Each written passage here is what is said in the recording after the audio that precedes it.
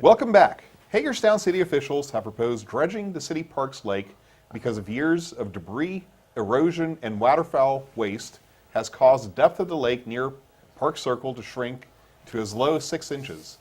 Bob, will the benefits of offset the costs, and is there any way for the city to recoup the money it has spent? Sure, if they can put like 3,000 paddle boats on the lake at one time and continually run them 24 hours a day, it'll pay for itself. But the real answer, though, Colin, is no. You know. But should we do it anyway? We need. That's another question. Listen, there has been nothing done to that lake in 100 years. Okay, granted. All right, I'm not saying don't dredge it at all. I'm not saying that, okay? If you want to put paddle boats in, that's great. But you know what? You can put paddle boats in less than 6 feet of water, all right? So maybe instead of $1 million, maybe you cut that down, and maybe you only need to go 3 feet. And so you're going to save $500,000, all right? I mean, the problem is that you're going to have to float a bond.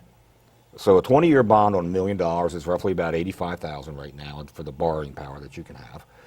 So $85,000 a year to pay $1 million bond for 20 years, which is $17 million when you pay it back, is going to cost the city of Hagerstown, roughly a third of a cent on the tax rate.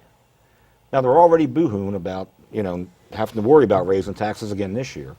They've already raised them 13 cents over the last 2 years. When does the bleeding stop, and we actually see a return on investment on things? I mean, that's the problem. It's got all, it's time to start thinking a little bit like business people, and what is the ROI? How long does it take us to get our money back? What is the actual benefit? Although I'm not saying that paddle boats on the lake aren't going to be pretty to see when you're driving by, but how many paddle boats and how long do they have to operate and all that stuff? I think you're actually hitting on a point that I wanted to make, which is that we need to approach this as an economic driver. So we have a beautiful city park.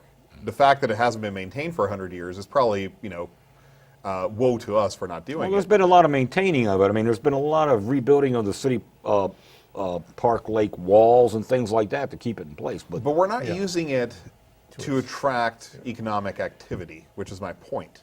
It should be a center that people are going to go to restaurants, to go to all this other stuff. And I think you're right. In order to, is there maintenance that needs to be done to the lake? Perhaps. And we need to look at that in terms of a development plan. But really, the development plan should come first. What are we looking to accomplish with revitalizing the city park? I think we should. It's an asset. I think we should invest in it. But there has to be a plan for what to do around it, which then will generate the tax base that will pay back the investment that we're putting into the park itself, into the maintenance. And from a business standpoint, the important part is always not to, public works projects are great, but they have to be done and prioritized based on the benefit that it brings back to the tax base and everything else. Yeah, but it's certainly one of the most attractive things about the area is that park.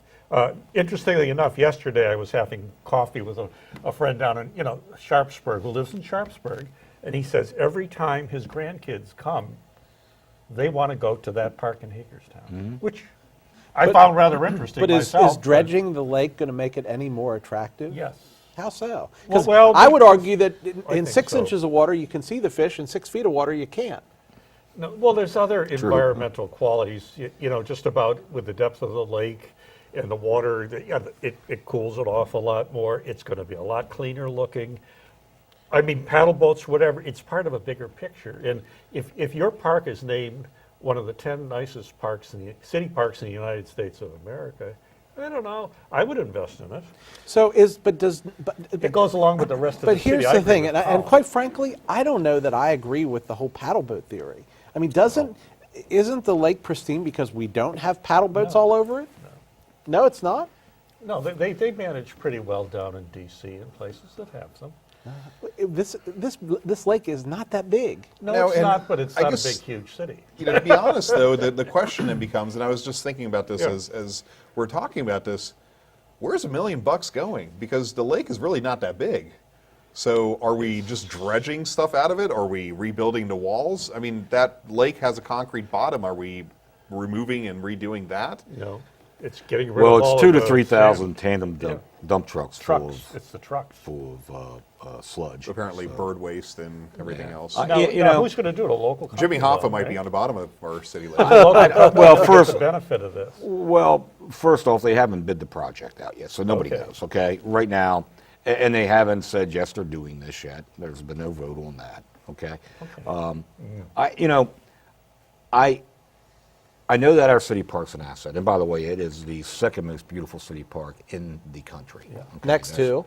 Next to Central Park in New York City.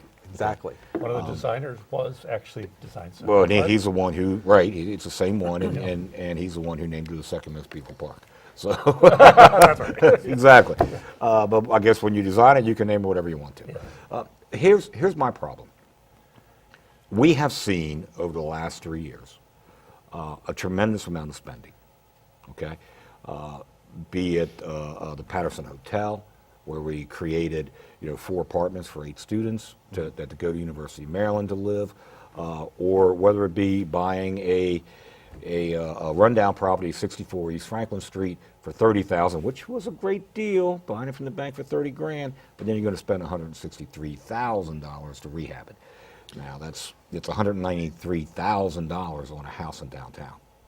That we're going to now sell for probably 100. If we're lucky, right. So, I think it's time for this administration anyway, before they think, first off, we can only afford to buy 6 body cameras for our police officers.